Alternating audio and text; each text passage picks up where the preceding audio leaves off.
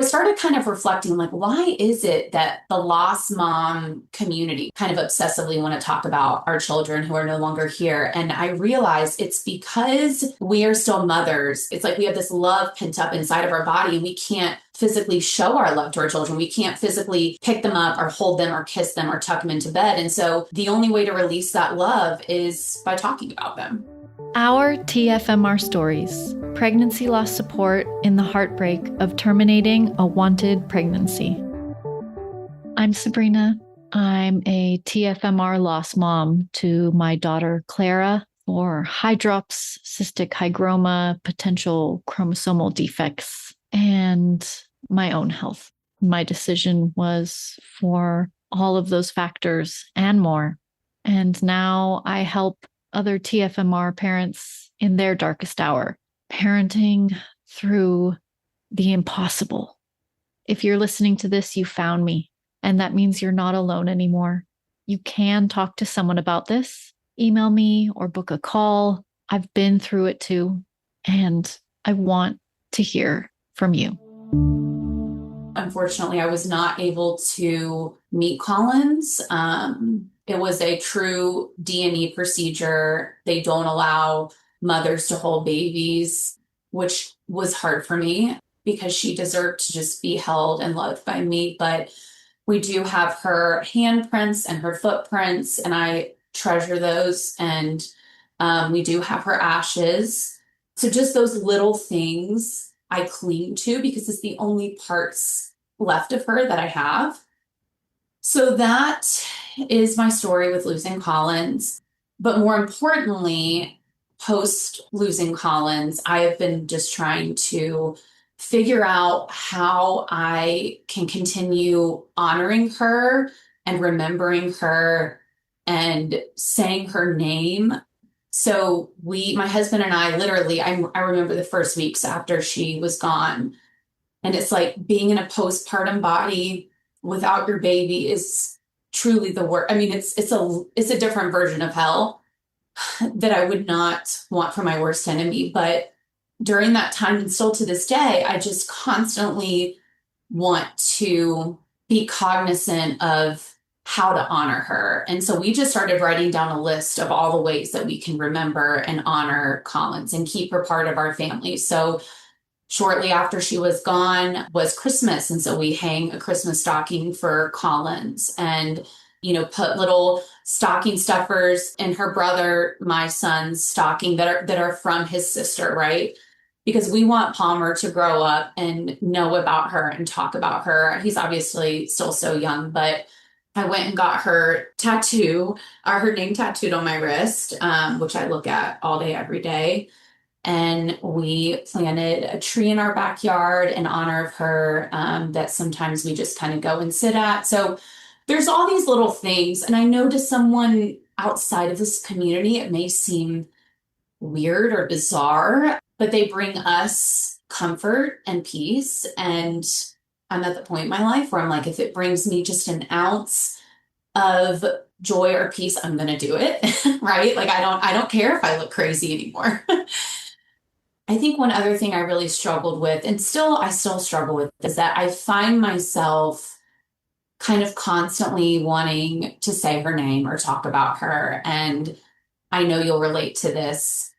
Sometimes people will say, I don't know if this will upset you, but how are you doing? And I was thinking of Collins, and I immediately will stop them and say, you will never, ever upset me by saying my daughter's name, right? Like, it brings me so much joy to hear her name. And so I started kind of reflecting, like, why is it that the lost mom community, why is it that we kind of obsessively want to talk about our children who are no longer here? And I realized it's because we are still mothers that have love. Like, it's like we have this love pent up inside of our body, and we can't physically show our love to our children. We can't physically pick them up or hold them or kiss them or tuck them into bed. And so the only way to release that love is by talking about them. So that was kind of a big eye opener. I had this realization several months back, and I finally was like, I'm not going to apologize or feel bad anymore for talking about her. If people want to think I'm crazy, that's okay.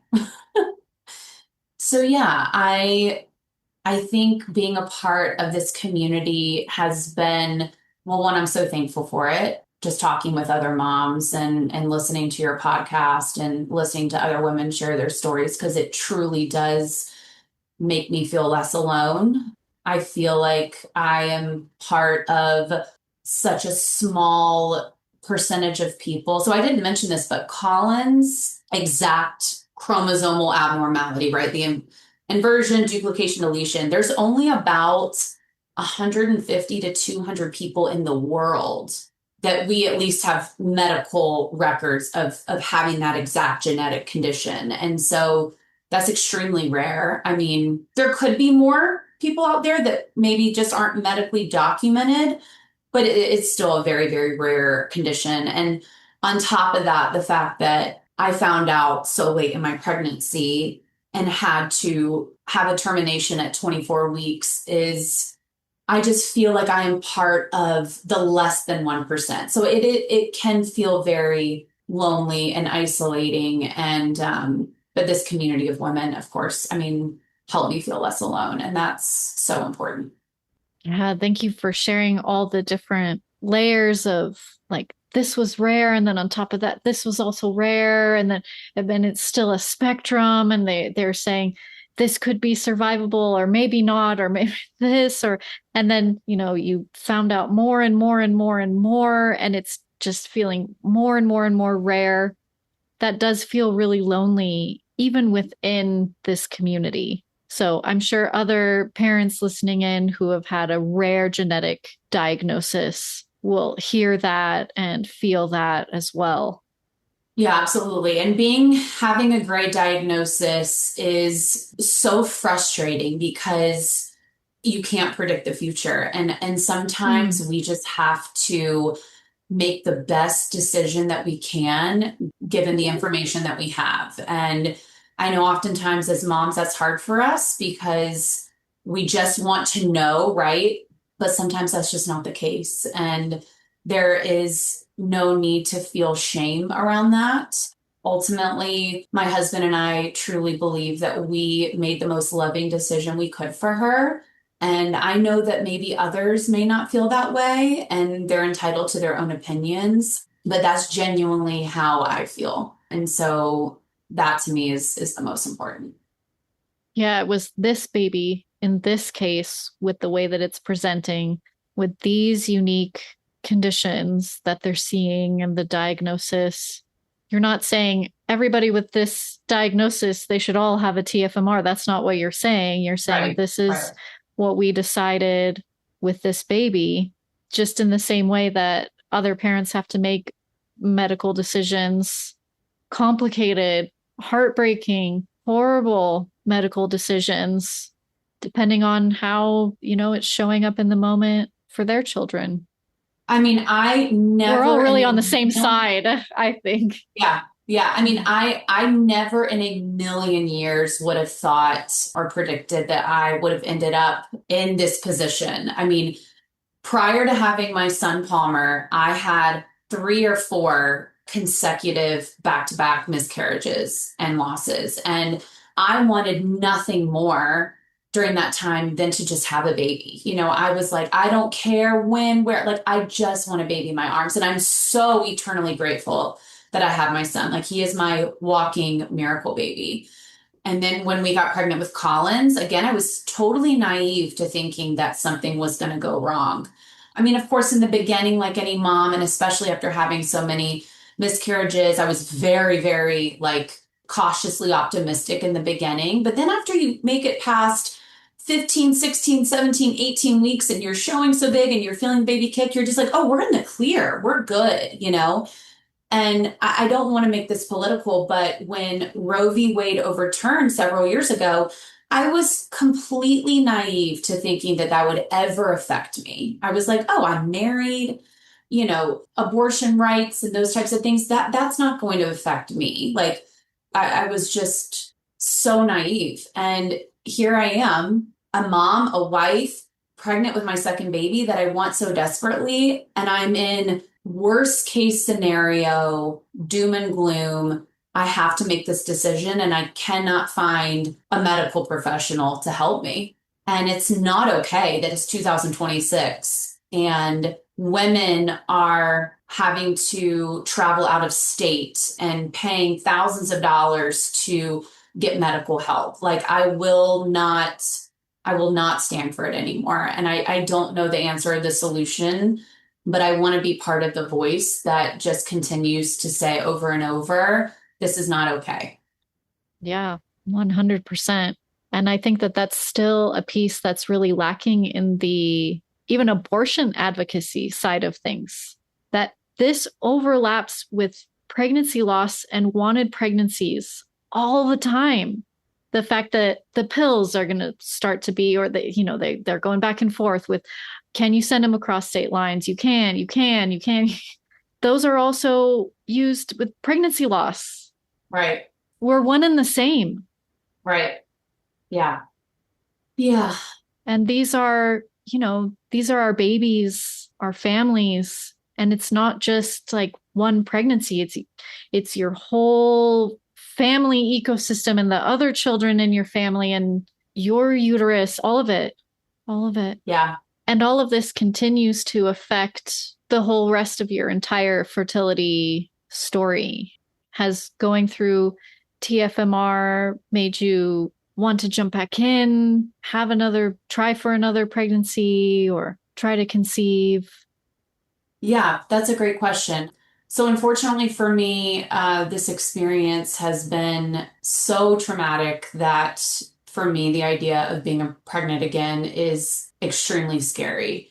I mean, like in my head, pregnancy equals trauma, if you will. Like the way I describe it to my friends is like the idea of being pregnant again is like going back onto the front lines of a battlefield. And I hate that. It feels unfair. To be totally transparent, I'm very envious of people that just have healthy babies and being pregnant is a joyful thing and a happy thing. And I would give anything for that to be my experience.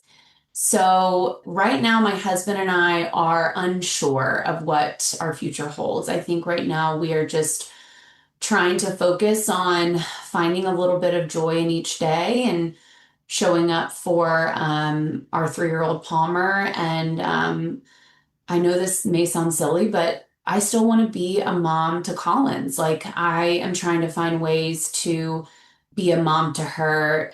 Although I'm earthside and she's in heaven, she's still a part of our family.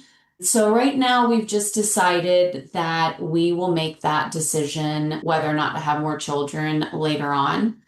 I feel like a lot of women kind of fall to one side or the other. A lot of women are like, I want to try again. I want to move past this. And other women are like, absolutely not. I know 100%. I can't do. And I kind of fall somewhere in between. I just am not sure yet.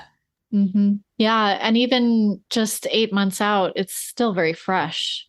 It is. Yeah.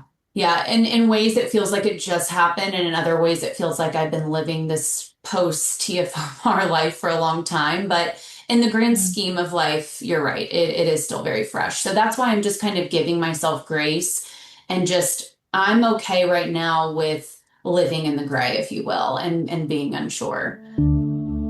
Before we continue, I want to take a moment to share something with you.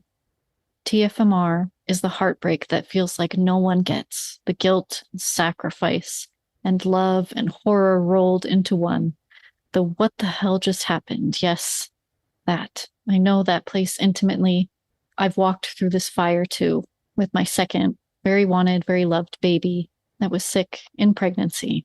Having to make this choice, I'm holding up big quotations here, broke something in me, and I found a way to knit those pieces back together and walk and love in the world again, bringing my baby spirit with me, not as an aside, a front and center, because this is statistically the worst thing you've ever been through in your life, and that deserves so much care. The loss of a baby, a child, dreams, hopes, and you have your hand in it. And what does that even mean?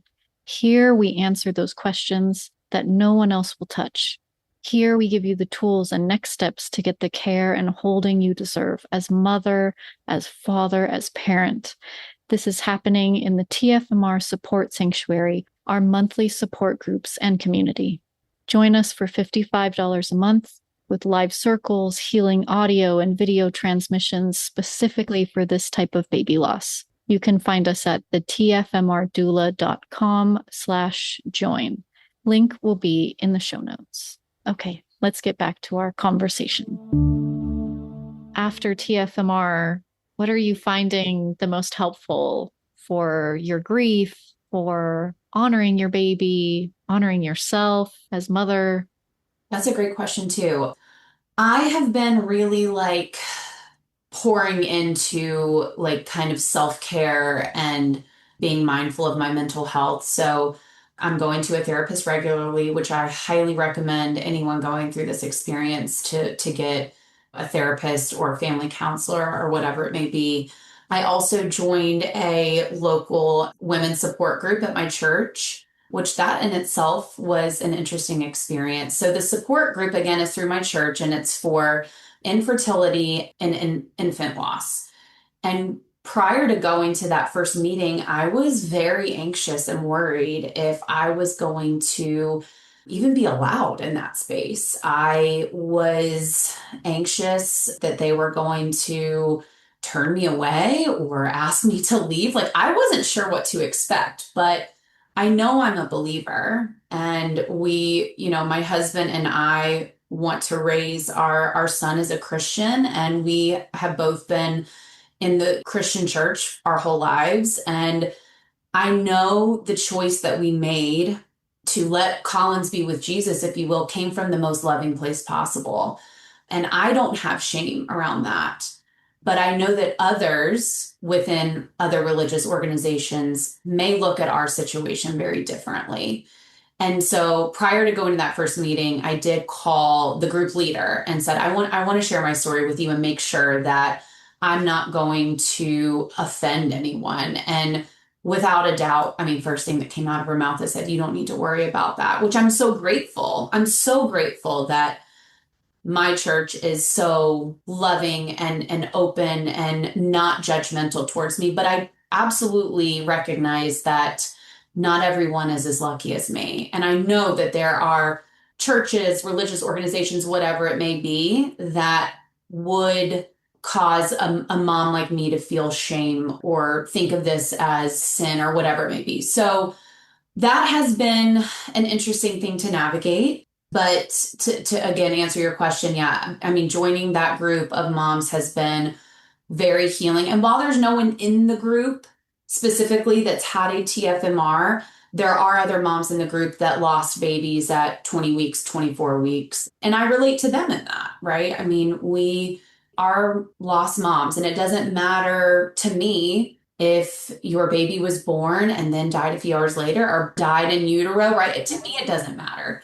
So that has been very helpful. And again, just I think part of my healing journey is just finding ways to honor Collins. My husband and I eventually want to start some type of either a small nonprofit or have a scholarship in her name and just doing little things here or there. Again, like planting the tree in her name or in her honor. So yeah, hopefully that answers your question.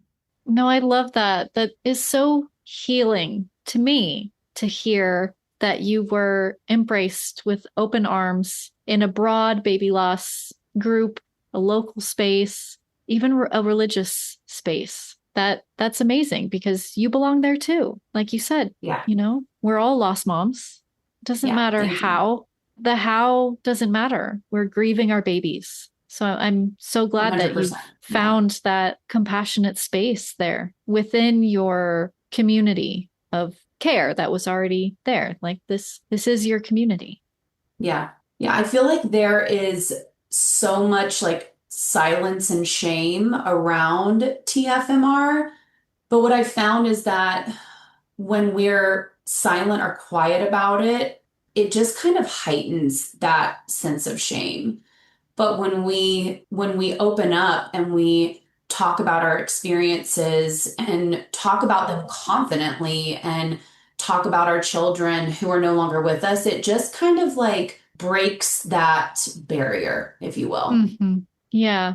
And especially when we share in places that aren't like very extreme, people are never going to change their minds. But Hmm. most people are just open or not really in a negative way, but just ignorant. Like they don't know. They just don't Hmm. know that like these types of pregnancy loss, like I would even say I was ignorant before I went through Oh, my me TFMR. too. I didn't know there was 1000%. even a name. I kind Same. of knew, oh, sometimes people get an amniocentesis and then they have to, have an abortion. But I didn't really get it until I went through I it. was completely ignorant and naive. I had no idea. Like I was clueless. I think most people in our communities are like that. Right. So when you share your story of love, when you share, my baby's name is Collins, when you share, she died at 24 weeks pregnancy, I think that that changes hearts and minds. They see you, a real person, a mom Yeah. who's gone through this. Yeah. I mean, and typically when I'm just like meeting someone, at a networking event or whatever, and they ask, how many kids do you have? Which I hate that Oh question. gosh, I hate that one. that question, but it's such a common question. I get it all the time. Depending on the setting and who I'm talking to, I typically will just say, I have a 3-year-old son and I have a daughter who's no longer with us. And I just leave it at that, right? Mm-hmm, Like mm-hmm. it's very, very, very rare that I explain what happened to Collins, right? Because at the end of the day, it doesn't really matter. Like she's still my daughter and she's still mattered and she is still loved. And how she passed or none of it matters anymore. And I think one takeaway that I just want any mom listening to this to know is that our babies mattered and they were loved and they are loved. And it doesn't matter that they, were chromosomally abnormal or had XYZ condition. None of that matters. They were special and they are loved. And we just have to hold a special place in our hearts for them. And anyone's opinions about the decisions that we had to make, unless you've walked this road, I don't think anyone should be entitled to cast judgment on anyone. Because again, prior to this happening to us, I was completely ignorant to the realities that women in this space have faced. And Mm, I would not wish it upon my worst enemy because it's the hardest decision any mom can make is what we lived. yes. What's something that you would like to share with someone who's, maybe they're going through the podcast, listening to the stories, they've gotten a diagnosis, they're, making a decision, or in those early days? What would you like to say to them? Hmm. I think just going back to what I said earlier, just that you are loved, your baby is loved. This journey and this experience is completely unfair. And there really are no right words to say to a new mom in this space. That's what I found. Everyone in the beginning was like, I don't have the right words. I don't know what to say. And I'm like, there is nothing you can say to fix it. I think just agreeing with me that what happened to Collins and what happened to me and to our family is unfair is justified, right? Life is unfair and your baby is loved and do what's best for you, right? In the early days of this experience and navigating life post TFMR, I just had to give myself an immense amount of grace. And there were days I couldn't get out of bed. There were days that the smallest task would stress me out, right? And that's Mm-hmm. okay. Like life is going to be messy for a little bit, and it's going to take a while for you to find your new norm and try and find something small in each and every day to bring you a little ounce of joy.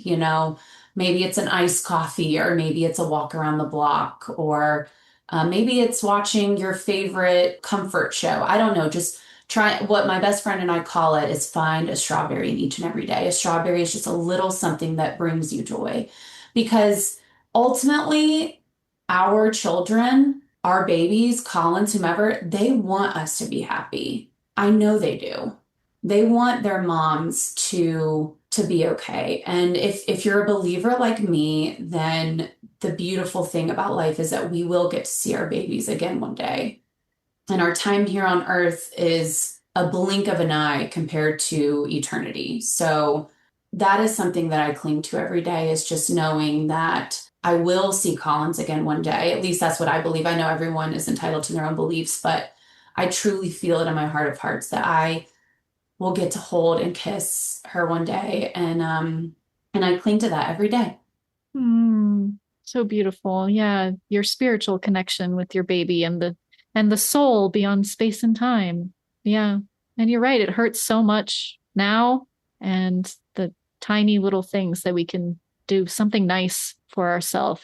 So important. I made a real self-care in the grief of TFMR guide. I'll put that here in the show notes too, because it speaks to that, doing a little thing, a tiny little thing. And it could be drinking some water.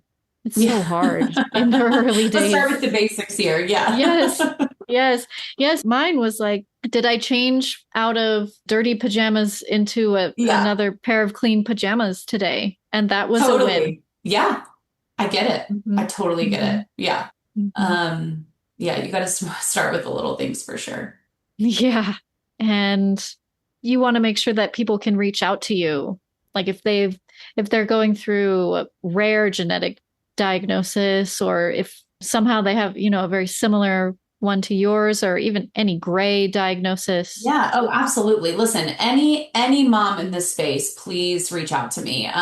Your genetic condition doesn't even have to be close or similar to Colin's, but I just know going through this experience, I was always trying to connect with a mom who has gone through it and is somewhat on the other side. I'm not fully on the other side, but I was just so desperate to talk with a mom to just answer some basic questions, or some big questions. And so anyone listening to this, if you're looking for someone to talk to, I'm here always. I mean it. So yeah, Sabrina, please share my email or my Instagram handle or whatever it may be, and anyone is welcome to reach out to me. Okay, we'll have that in the show notes. Your Instagram, Morgan_love_11. And your Yeah, email will be here too. perfect. Yes, please share that. Yeah. Oh, thank you so much. Thanks Oh, for thank you, Sabrina. I mean sharing your it. You're story, your doing baby's amazing. story. Oh, you're doing amazing work, and I'm just so thankful for you. Like, this world needs more people like you in it, and you have been a huge part of my healing journey and feeling less alone. So thank you for everything that you do. Thank you. Thank you, Morgan. Thanks for being part of the community, and we all lift each other up and hold each other when the days are tough. Yeah, we have to. It's exactly right. Thank you. Thank you so much. Thank you so much, love, for listening, for being part of this community, for bravely taking this time for you. If you've been craving the kind of holding we've been talking about here, I would love to have a conversation with you. Schedule your connect chat at the tfmrdoula.com/schedule-call. And that link will be in the show notes as well. Come find me. I'm here. I'm here for you.